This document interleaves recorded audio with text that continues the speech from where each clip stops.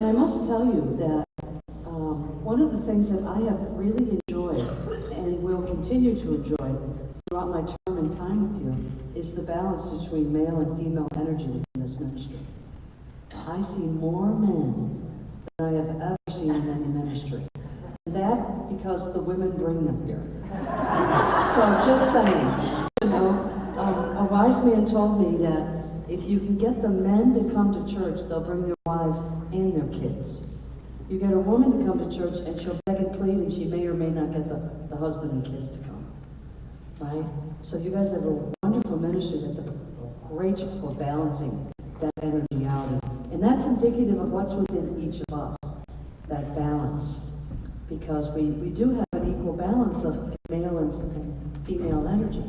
And it's just a matter of how we decided to do it in the form that we've chosen for this time around. So happy Father's Day to everyone, and especially the fathers by heart. Right? So let us join in our opening prayer. Thank you, Mother, Father, God, a sweet spirit that resides within each of us. No matter how we identify with our God, male or female, we know that the God within us embodies all of that. And so thank you, Mother, Father, God, and sweet Spirit, for bringing us together this morning to share with each other who we really are. For we are heirs to the kingdom, and as heirs we are children of God. And so thank you for this opportunity to keep our hearts and our minds and our soul open for all that is heard and said and seen today. For we know that deep within, we are all doing God's work. And so for the beauty and the joy and the celebration of being together in this moment for this next couple of hours, we say, Amen, Amen, and so it is.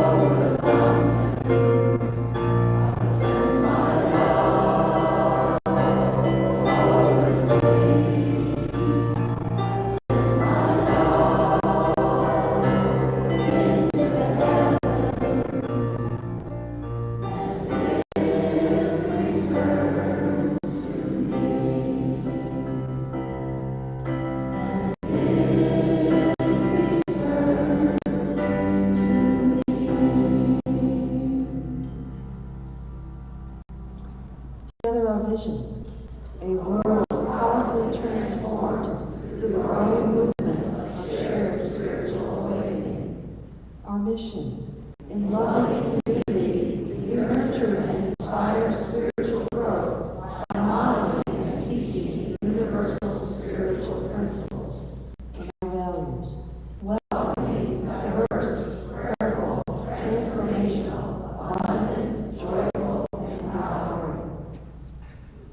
Our statement of being. God is all, both invisible and visible.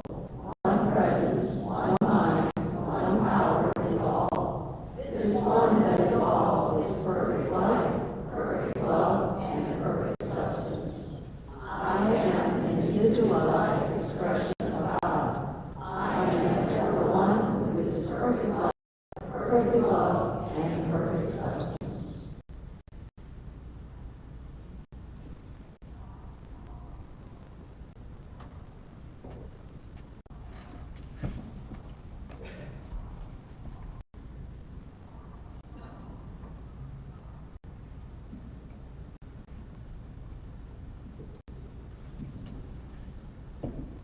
Hi, Sheba.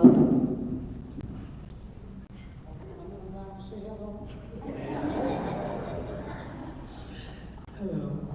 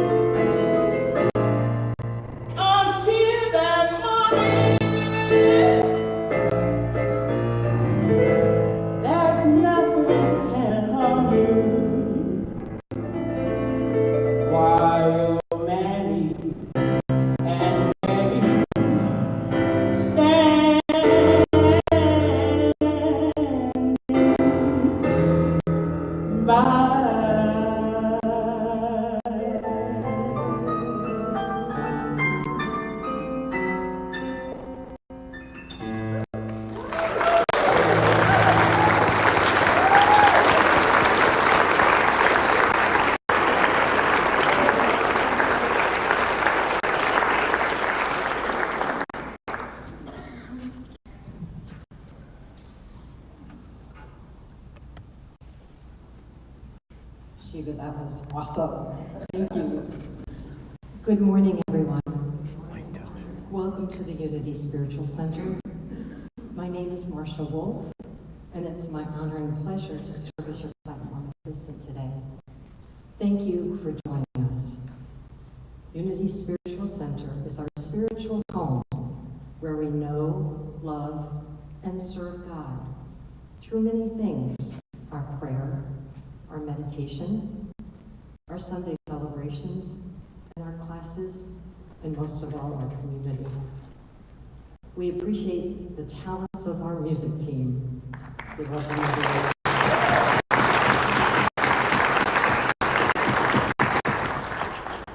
Now, if you would all please stand and join us in singing our joy song. The words are going to be on the screen first.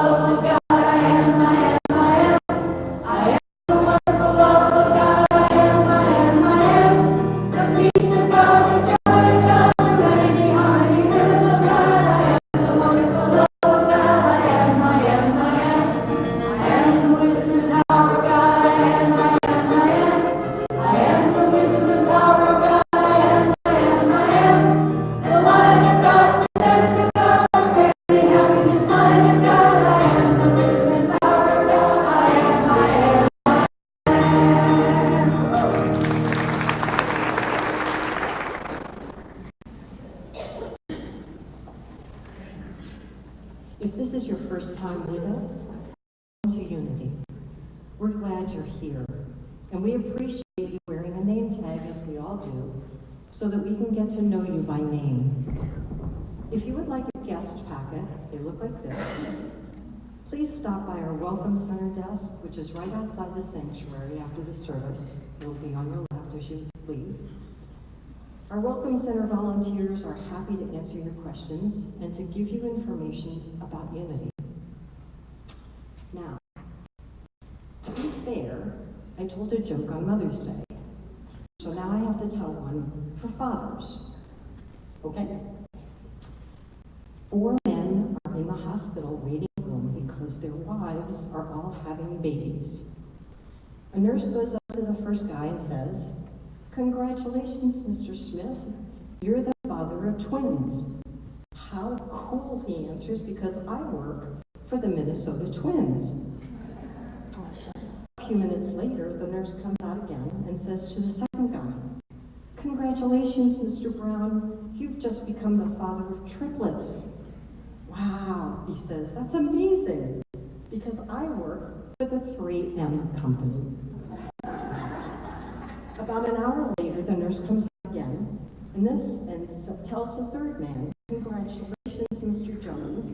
You're the father of quadruplets." "That's unbelievable," he says, "because I work for the Four Seasons Hotel."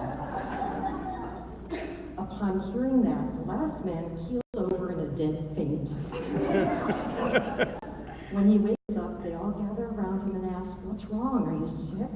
What happened?" He groans and sighs and says, "I work for 7-Up." I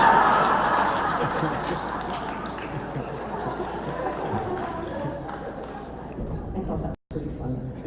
You are never alone on the road of life, and you're not alone here. It's time for our community greeting, and that means what we call our vitamin H. We're a hugging community, but if you prefer not to hug, just put out your hand for a welcome handshake. We might hug it anyway. After just a couple of minutes, you'll hear music from Hector or a bell, and that's our indication that it's time to be seated again. Okay?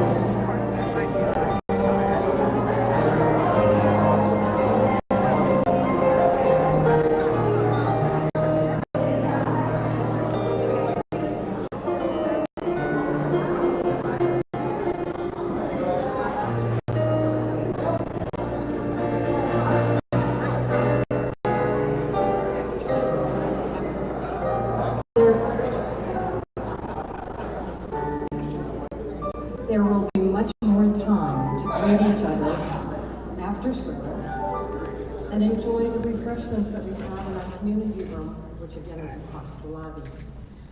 And everybody, please make an effort to talk to somebody that you don't know so that we can get to know each other much better. And now we will have some updates from Karen Donahue, who's going to give us a packed update. And the prayer chaplain will then read the daily word and the spiritual power of the month, and will bless the prayer box.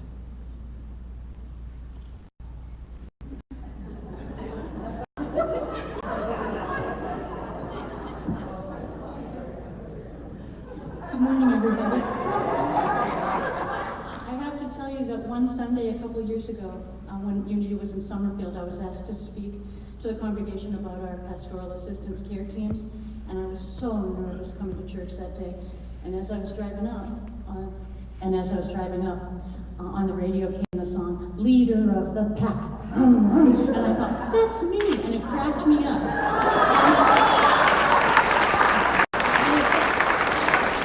It made me not nervous that Sunday, so I've decided nervousness has no power over me, and today I'm going to be zeal.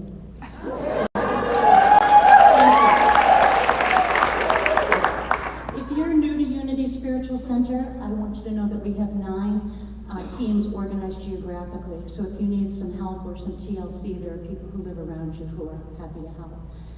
And our PACT is able to provide transportation to appointments, church services, or getting groceries. We bring meals to people. We've read to people who've lost their sight before. We match people with local services. And we've done a little bit of wound care in the past. And we also just visit and call on people in hospitals, in their homes, in rehab and long-term care facilities. We have helped some amazing people do some amazing things over the last 4 years, and I want to give you a thumbs up for that. Thank you so much. Basically, as Mother Teresa said, we do small things with great love, and that's what PACT is all about. Our pastoral assistant care team lists are updated quarterly in January, April, July, and October. And so in July, you'll see clipboards coming around 2 Sundays for you to sign up if you want to be included in our PACT teams. You don't have to be a member. The clipboards will be coming around July 8th and 15th. And our administrative assistant, Corinne, distributes them by email in July. If you don't have email, I have hard copies in the back office, and I'm happy to share that with you. And then also quarterly, we sit by PACT teams in the community room after the service, so you can get to make connections with people who live near you and become even friendlier. So there are a couple things that I could use your help on.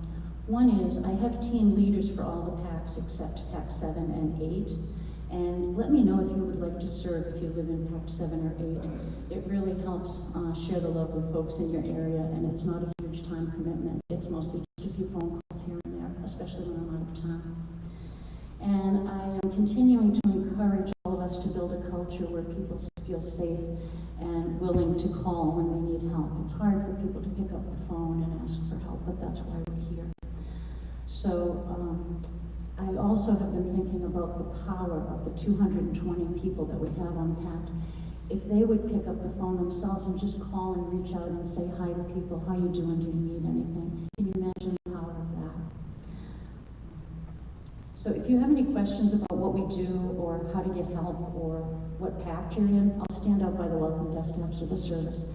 And we also are on the USC website if you're interested in more details. So I want to thank you for your continuing love and support for each other.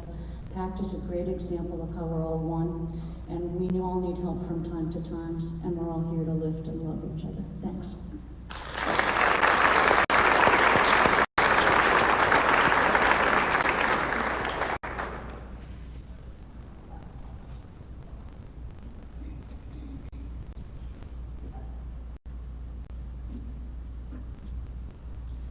Would all the chaplains that are in service today please stand? If you look around, you can see the chaplains that will be in service today. And if you'd like prayer with a chaplain, these chaplains will be in the sanctuary after the service. We also have private prayer rooms on each side. So if you'd like prayer in a private setting, please go to a chaplain and then you will move to a private area. We're honored to be of service. Thank you, chaplains. From the Daily Word as published by Unity. The word for today is Father's Blessing. It's based on the scripture Proverbs 27. The righteous walk in integrity.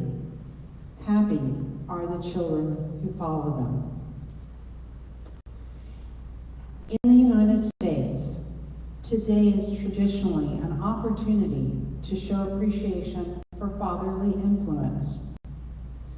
I offer a prayer of gratitude for the fathers who provide necessary guidance, strength, and support for their children. Whether or not we had a masculine influence in our lives, it's encouraging to realize that Spirit lives and moves and has being in every one of us. Spirit encompasses both the masculine and feminine aspects. While the softer love associated with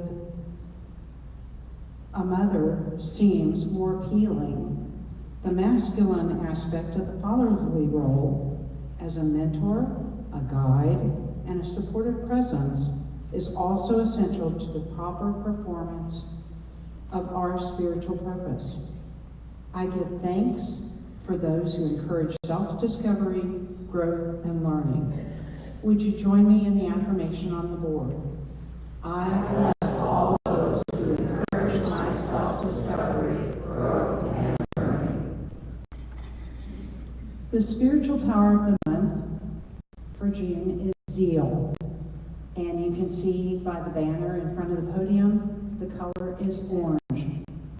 The center of zeal is located at the back of the throat.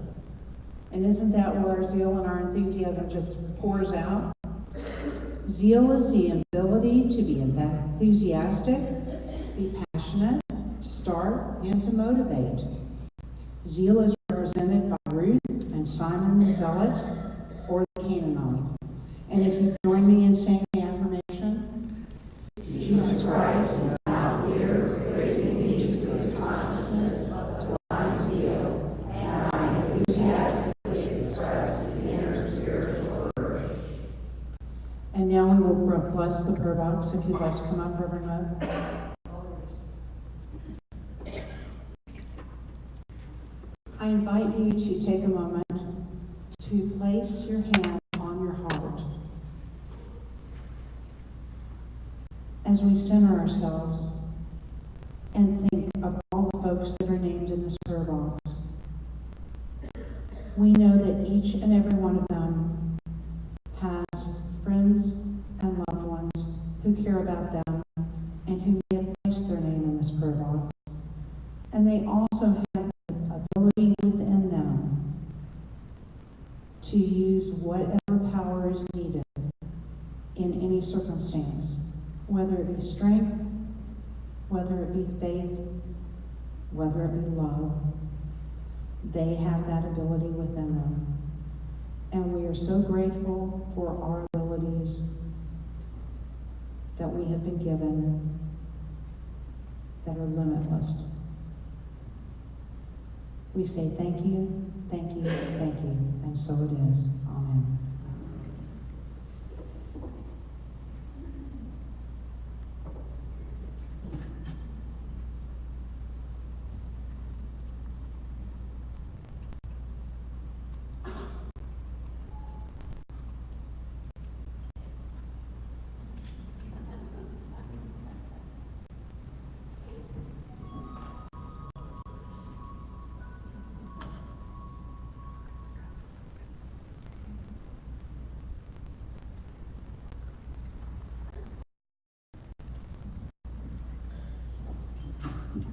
Sorry.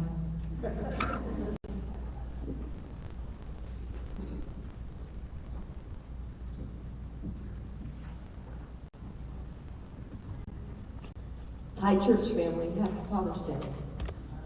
My moment of truth today is about letting go and letting God. Now, I've taken care of my parents for many years. We learned that after we lost my husband's parents, how precious family is. Now, on a trip back from taking my father to a doctor's office, I noticed this church had opened. And by the simple words on the billboard, I knew that I wanted to stop in here. However, being brave is something that I am not. Excuse me. I like this trait because I was a parent long before I was able to vote, and alone was something I'd never experienced. Even as I grew older, alone was a word I feared. Finally, in November of 16, I did it. I stopped in here on my own and found what an amazing place. Now, although I was unable to leave my father for long periods of time, I look forward to my time here, my hour, with a few friends that I've made, and together with you, my church family. I found that I was inviting others to come here and find what I had found: acceptance, peace, unity. Now imagine my surprise when my daddy did pass on. Even a few of my new church family attended and sent cards and somehow assured me that I wasn't alone and I was going to survive the hardest trial of my life. Now, through the meditation that I've learned here, somehow I was able to remain at peace while my world around me shattered. Now, through meditation, I found the need to go back on my journey and find who I was before children, before marriage. Now, I started back to school in August after 30 years of being a beauty school dropout. And by God's grace, I was inducted into the National Technical Honor Society for Technical. And also, Friday, I graduated into a full aspect cosmetologist doing nails, hair, skin. Now, I take my state boards July 5th, and I'm so truly grateful for the man God gave me to walk with me 31 years now. Now, when reflecting and meditating, I like to find 3 scriptures in the Bible and go to God and bring that and have Him show me. If I could just share those with you today. My first would be Psalms 90:17. May the favor of our Lord, our God, rest on us. Establish the work of our hands. Yes, establish the work of our hands. Proverbs 31:13. She seeketh wool and flax, and worketh willingly with our hands. And my last would be Jeremiah 29:11. For I know the plans I have for you, declares the Lord. Plans for welfare and not for evil, and to give you a future and to give you hope. Thank you. Thanks for being my church family.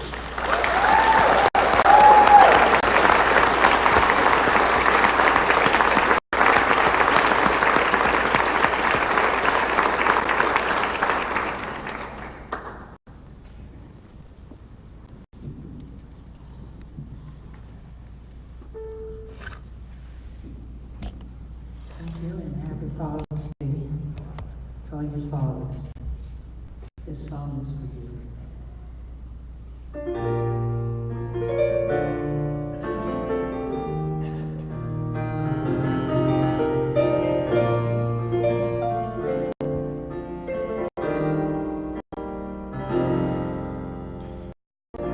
Have I told you lately that I love you?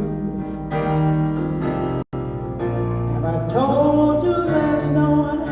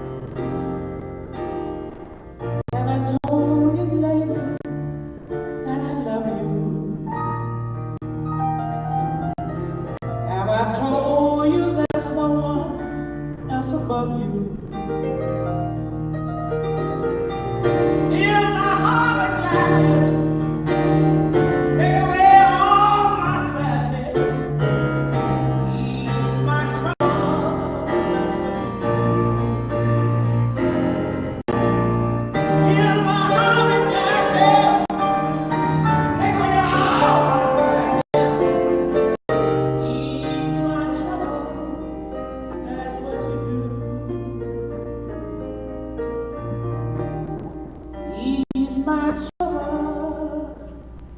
That's what you do.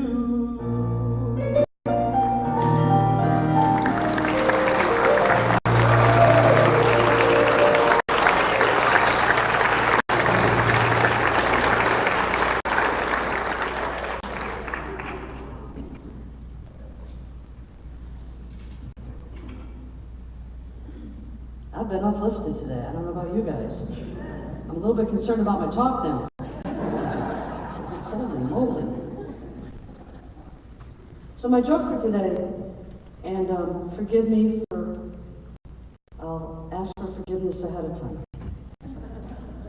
An engineer died and reports to the pearly gates. St. Peter checks his dossier and says, I'm sorry, sir, you're in the wrong place. So the engineer reports to the gates of hell and is let in. Pretty soon the engineer gets dissatisfied with the level of comfort in hell and starts designing buildings and improvements. After a while, hell has air conditioning, flush toilets, and escalators. And the engineer is a pretty popular guy. One day, Satan calls up God and gloats. Hey, things are going great down here. We've got air conditioning, flush toilets, and escalators, and there's no telling what this engineer is going to come up with next. God replies, what? You have an engineer down there? There's been a mistake. You should never have gone down there. Send him up. Satan says, no way. I like having an engineer on staff, and I'm keeping him. Send him up here immediately, God thunders, or I'll sue you. Satan laughs uproariously and answers, yeah, right. And where are you going to find a lawyer?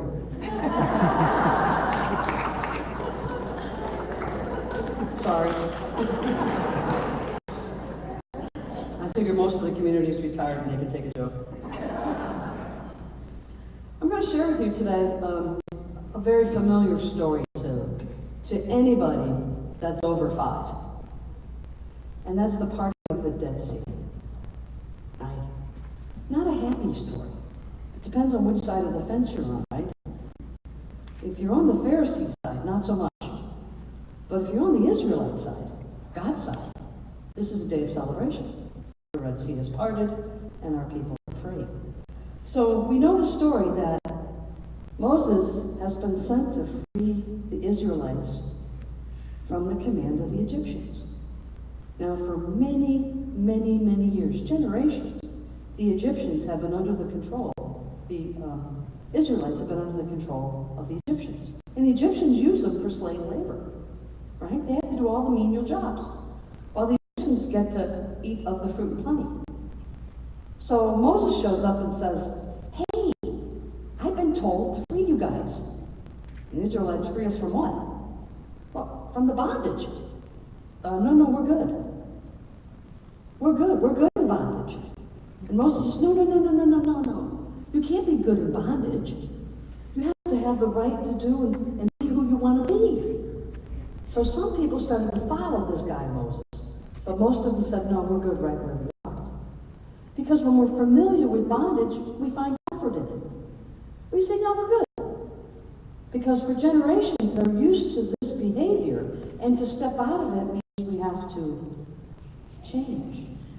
And more importantly, we don't know what that change looks like, and it brings fear. So I'll just stay right where I am.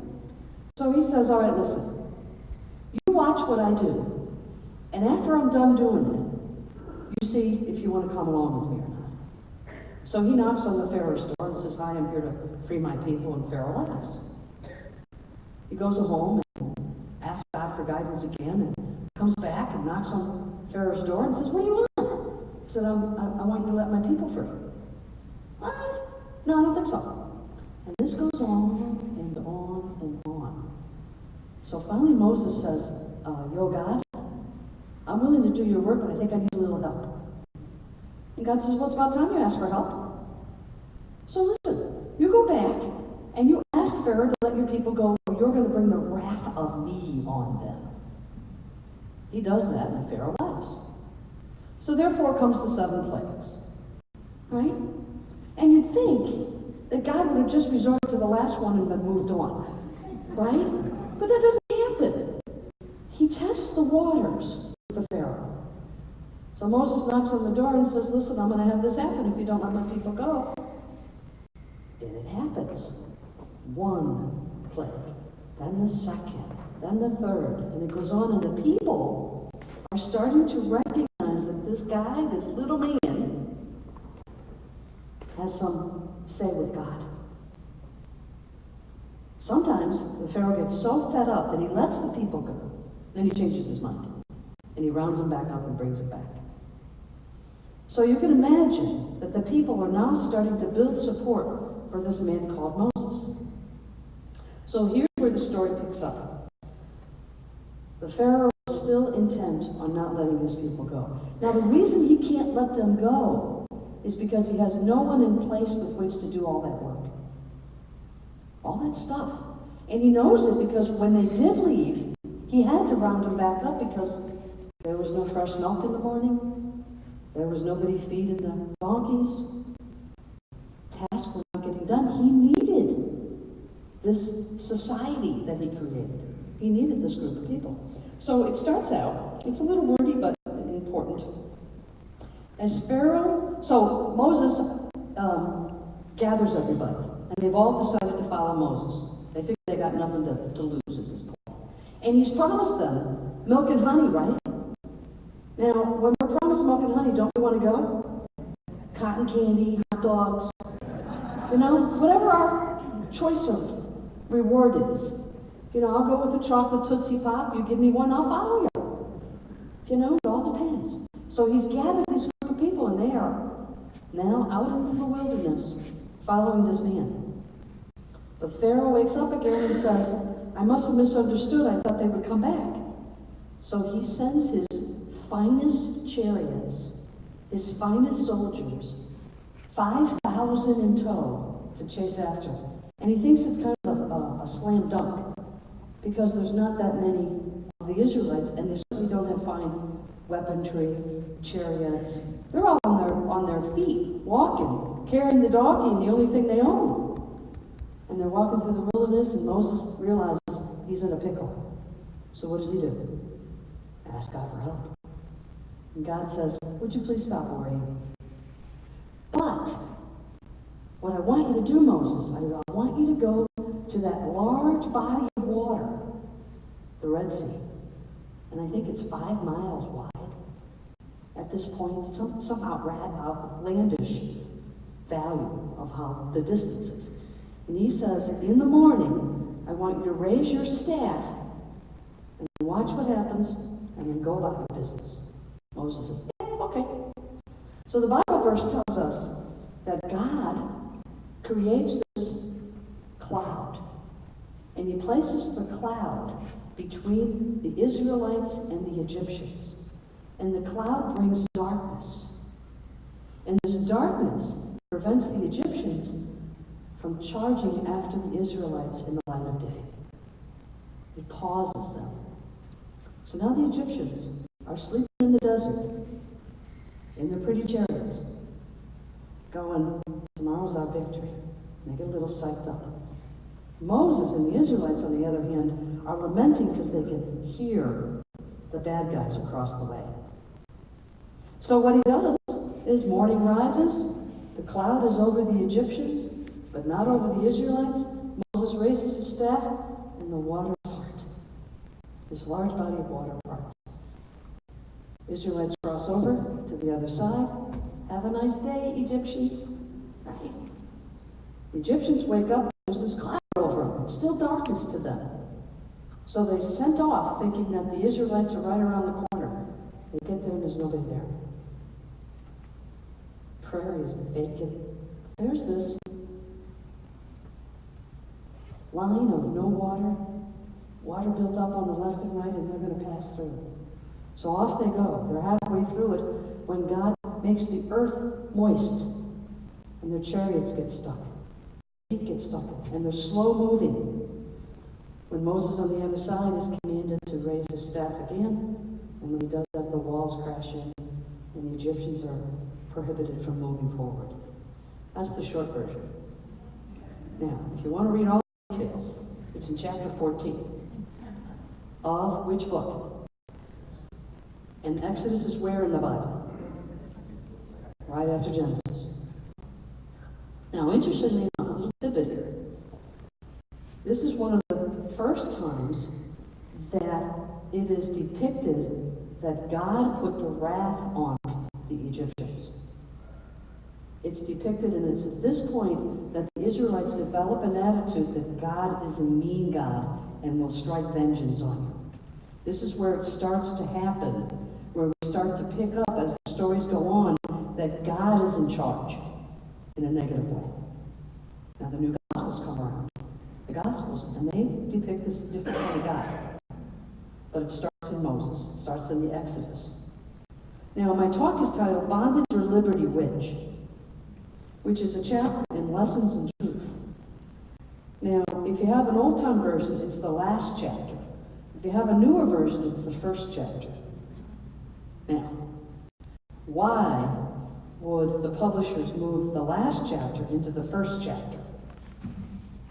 If you know the answer, let me know. Because I, for one, don't have a clue. Makes no sense to me. Because it's interesting when you read how, and that's the only chapter that they moved besides taking out the chemicalization paragraph. Do you guys know what the chemicalization is? Some of you do, some of you don't. Chemicalization, you can look the word up, is a process by which the body eliminates what it no longer needs. And each of us have our own way of doing that. I'm allergic to cats, so I sneeze so that I can eliminate that part of me that doesn't want that part in my body. That would be chemicalization.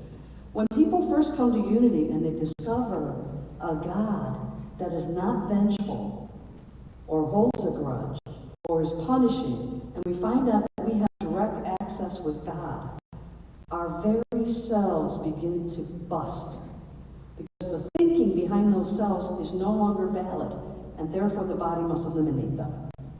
Some folks, when they first come to unity, they're sick. I mean, sick.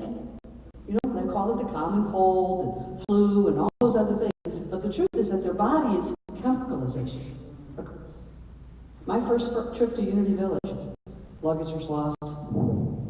I got in at 2 in the morning instead of 7 o'clock at night.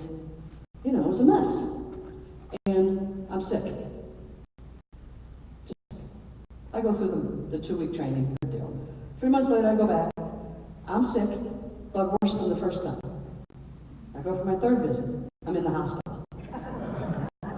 Chemicalization. Everything I knew about God was completely dissolving within me, and the body must release that. Well, for some reason, that's not in the current version of Lessons in Truth, even though Emily Cady wrote about it. So I try to tell people that when you realize the truth of who you are, you might get sick. And keep coming back. Don't say that unity makes me sick. Right? So in Bondage or Liberty, this chapter is put in the back of the book by Emily Cady. Now, if you know the story behind this book, she had a publication. She lived out on the East Coast someplace, upstate New York, I think. And she was writing a publication because New Thought was around. See, because New Thought's really not New Thought unless you're okay with 150 years old still being new. So she's writing a publication, and Charles and Myrtle Fillmore are reading her publications.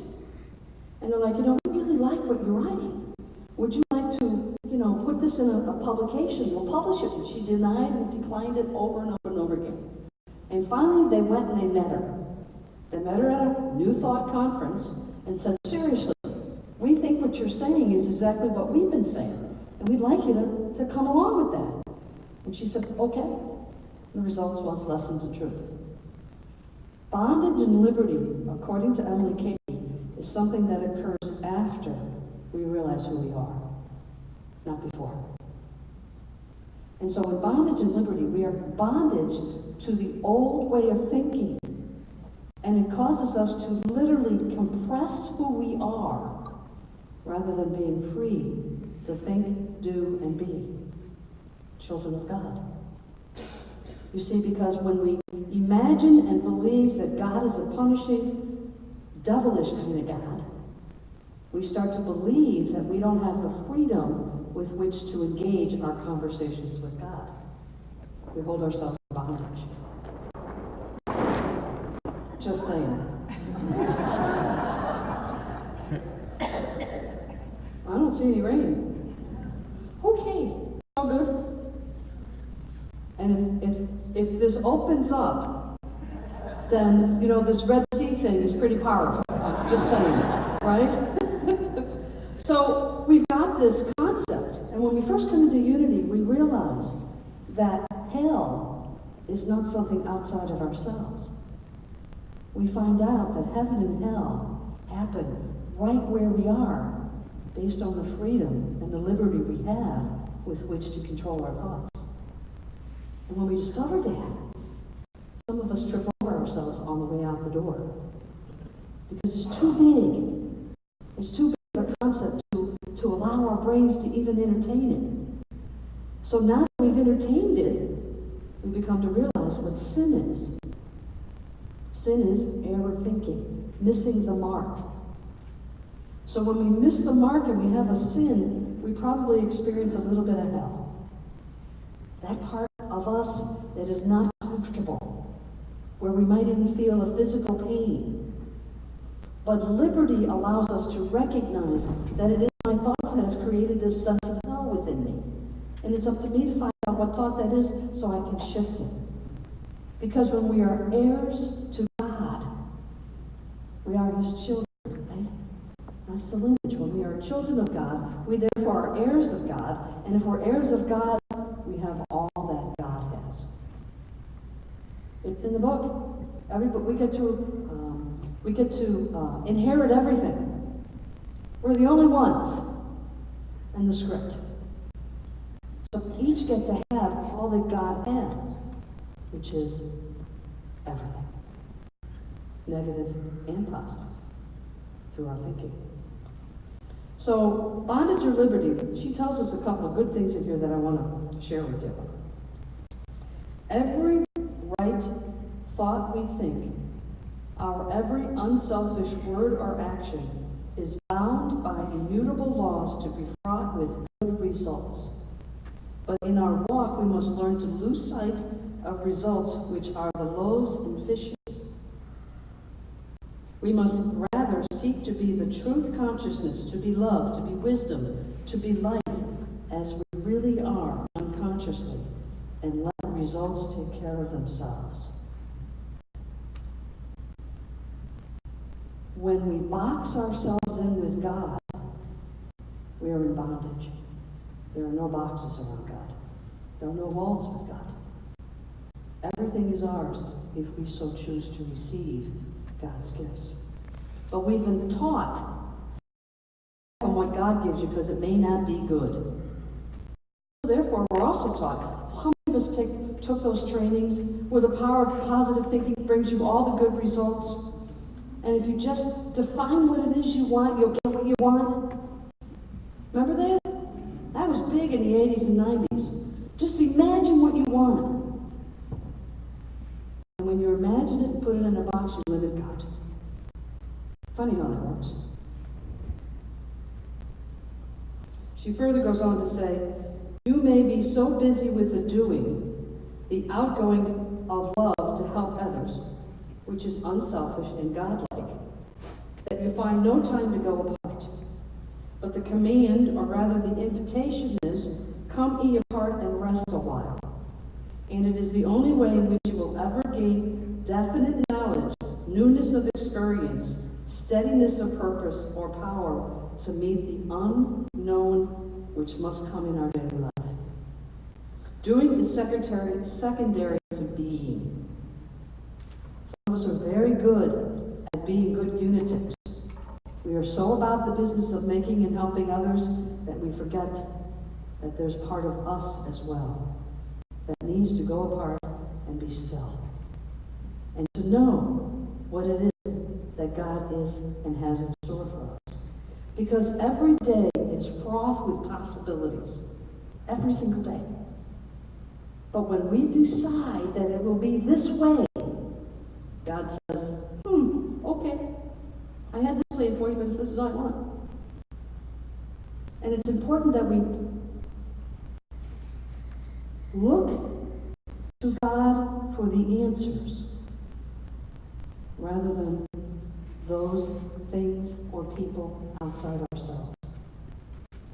Although sometimes a person could say something to you that is profound and it changes your life. But it is not what that person has said to you. It is what your mind is doing with those words. So it is not the person that is the gift.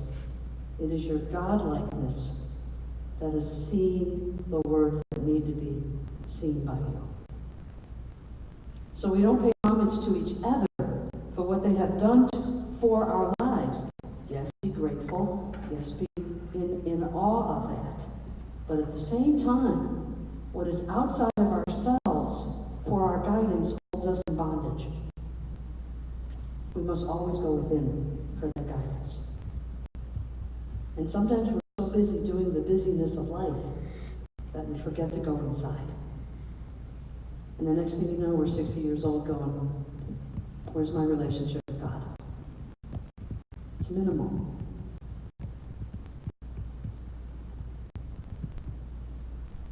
You get to choose heaven or hell, bondage or liberty. You get to decide what it is.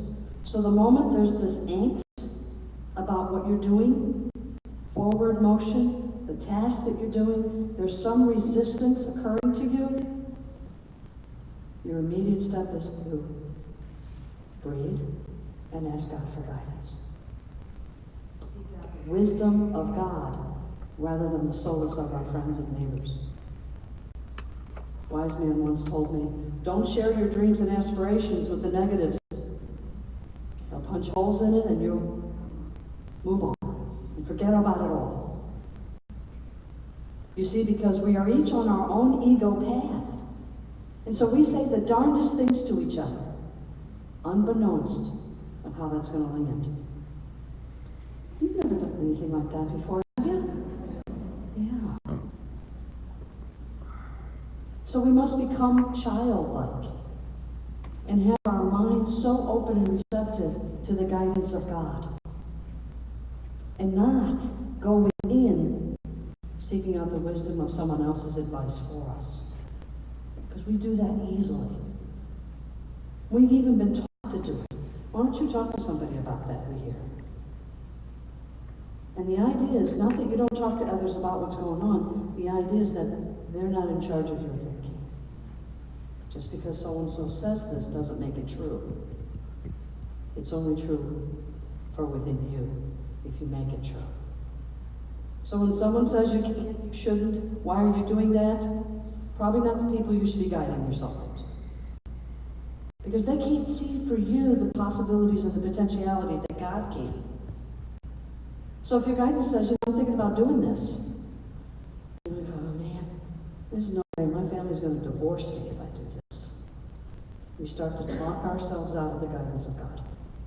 And we become in bondage. And we start to not feel good about ourselves.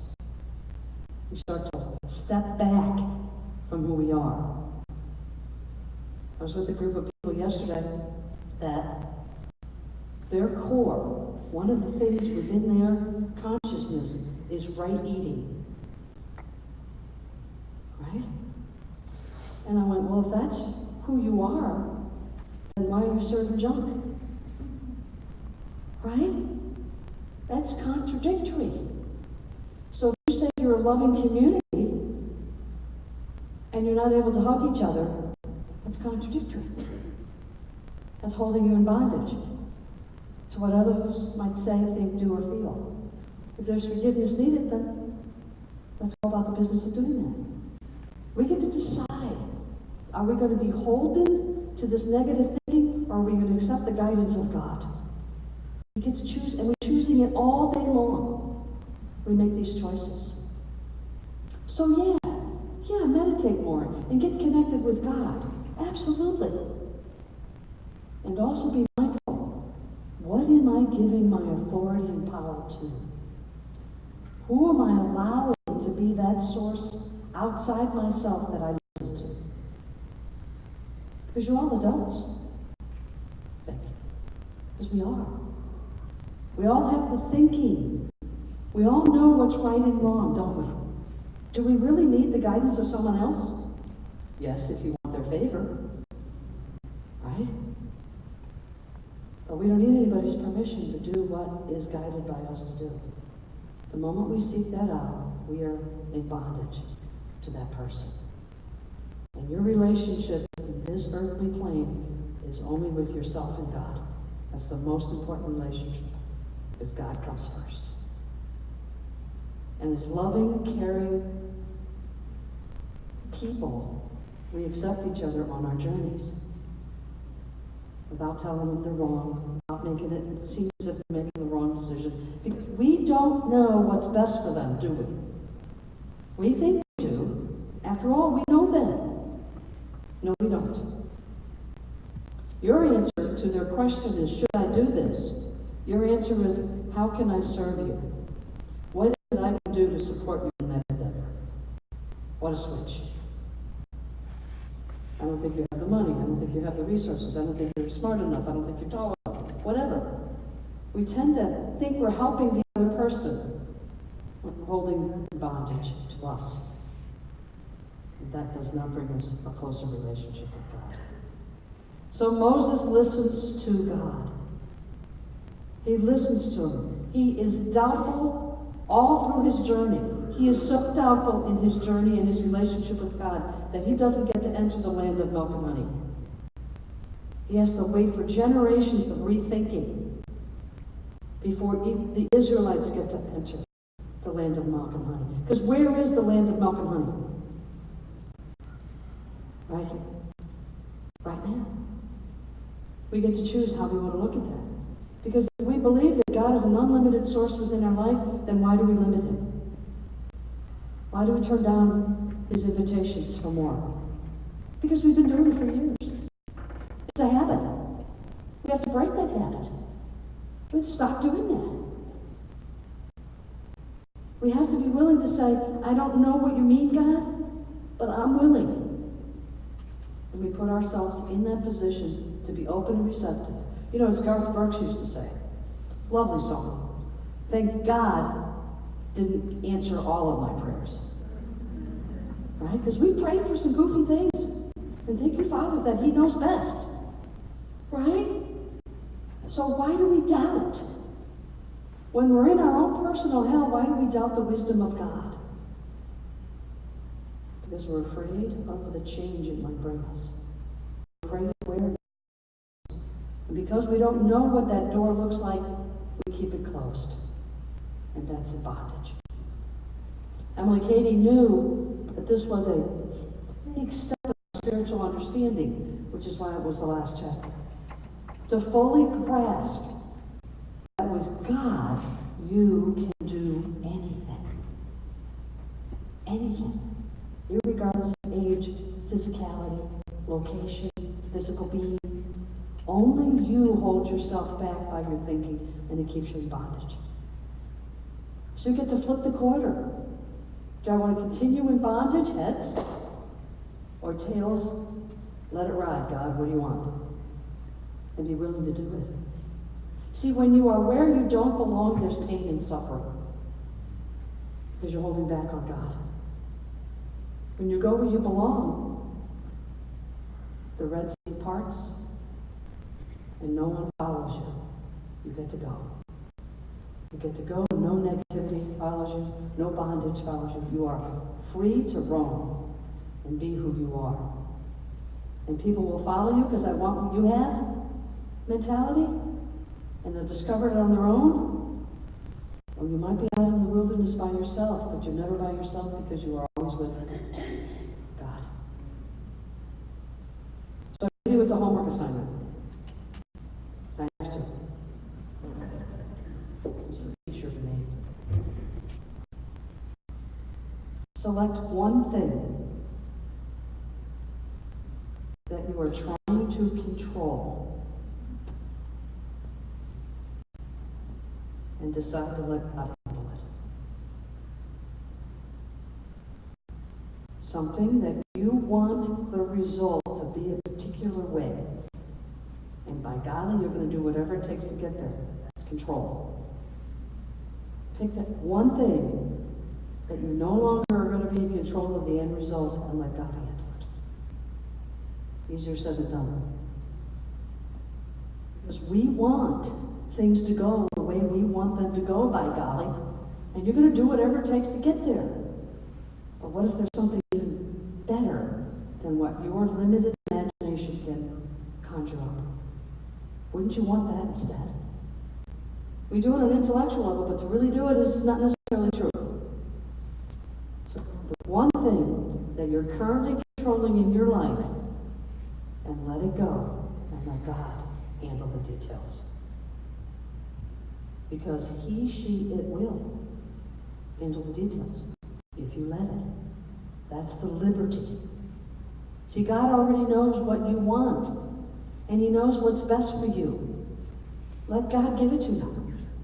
Let God guide you in that direction. It leads to your highest possible good, which will bring you freedom and joy and love in your life. It really is that simple.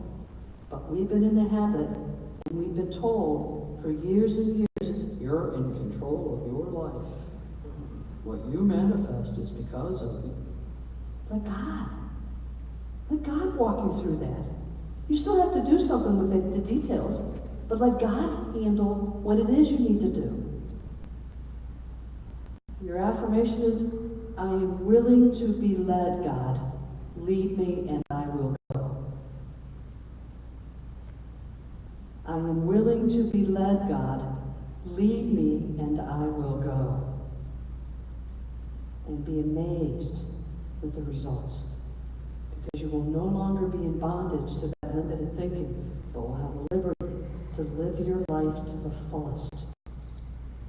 So let go of something you're controlling and let God have the details. Be free and unlimited with God. And so it is.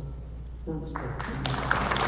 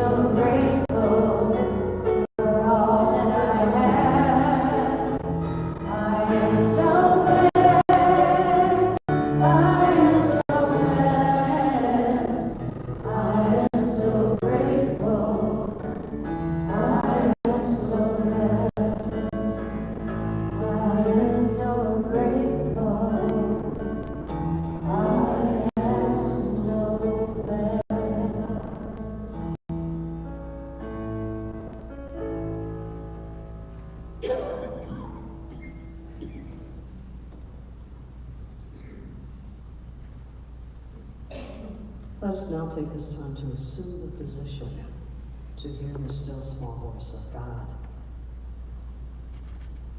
I invite you to have an opened body position and cross your arms, your legs, your ankles, and just be in the sure assurance that the inspiration of God will come through. So put aside the busyness. We can pick it up later. But right now, we just give ourselves permission to be in this place, this time, in this room, seeking out the wisdom and guidance of God. So we breathe. Conscious breath. Infilling our lives with the very presence of God. Allow that breath of God to permeate And you exhale. You exhale concern, worry, trepidations, what is to come. And you just let go. And let that still small voice of God within you be heard. And ask yourself the question, what am I trying to control? And what can I let go of? And let God be the designer. Let God be the engineer.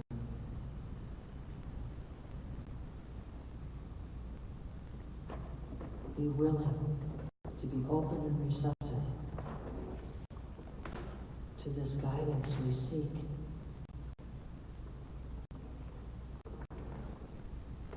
Allow ourselves this moment, this brief moment in time, to hear that sweet, tender, loving care of God. For God is about the business of preparing the way for us. For obstacles have been moved aside.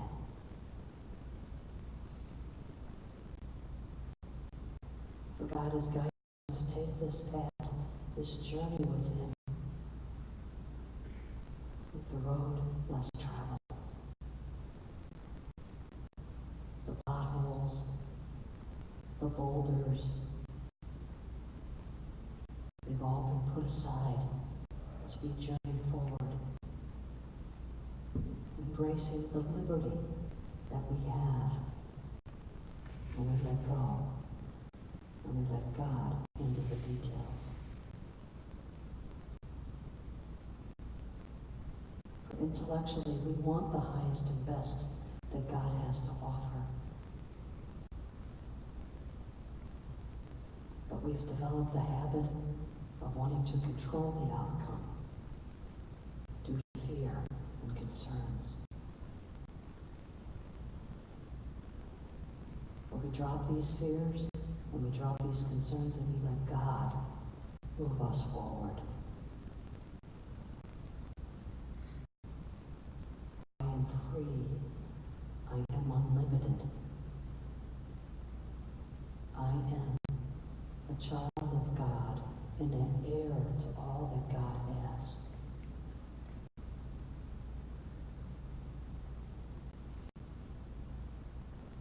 I choose the possibilities that are unlimited with God.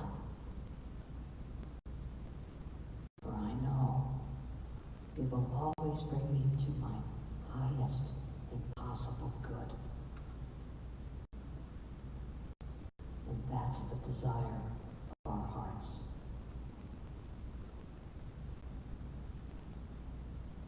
So as we pause in this silence, we ask the question, what can I let go of so that God can handle the details? So we just pause to listen.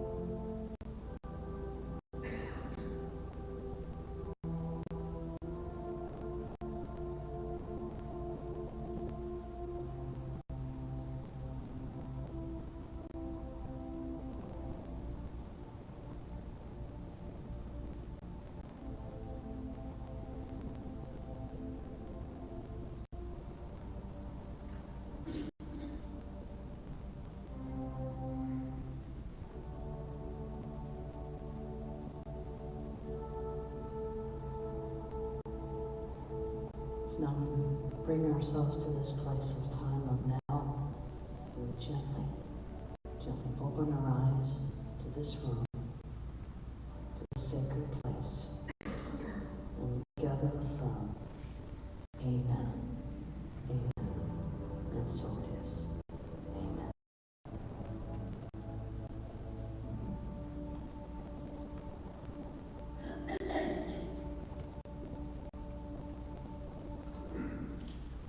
Let us share together the Lord's Prayer. Our Father, which art in heaven, hallowed be thy name. Thy kingdom come, thy will be done, as in heaven, so on earth. Give us this day our daily bread, and forgive us our debts, as we also have forgiven our debtors. And bring us not into temptation, but deliver us from evil. Amen.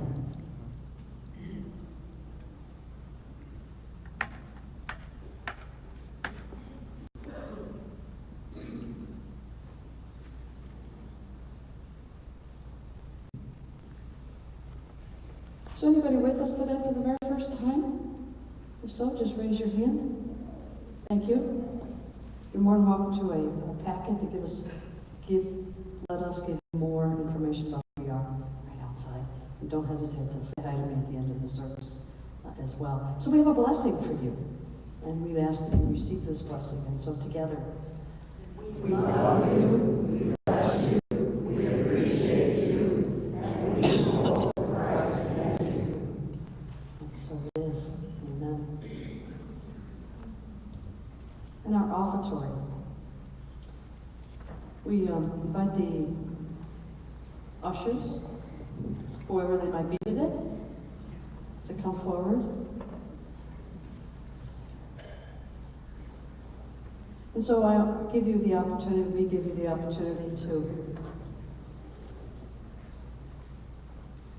to open your gifts in a way that is no strings attached, that they're not all put up and crumble, right? Because we wouldn't want gifts to be given to us in that fashion, right? And so we know that your gifts are precious to yourself, and so we know that these gifts further the Christ-based teachings of this wonderful ministry. And I ask the ushers to come forward.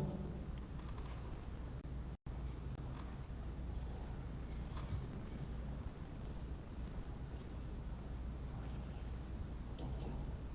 So let us do our offertory prayer together.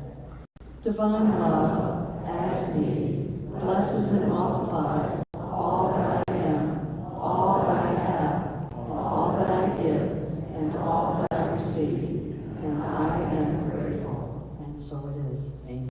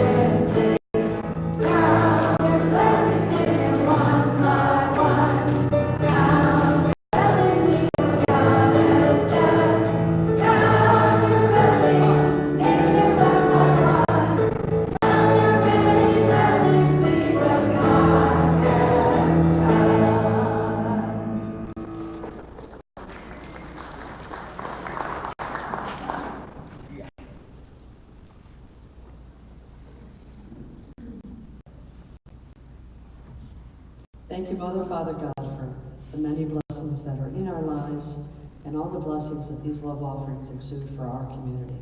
For we know that these gifts further the Christ-based teachings of this ministry, but also further the blessings outside of our ministry. And so we are grateful for all that is so freely given, and for this we say, amen, amen, and so it is.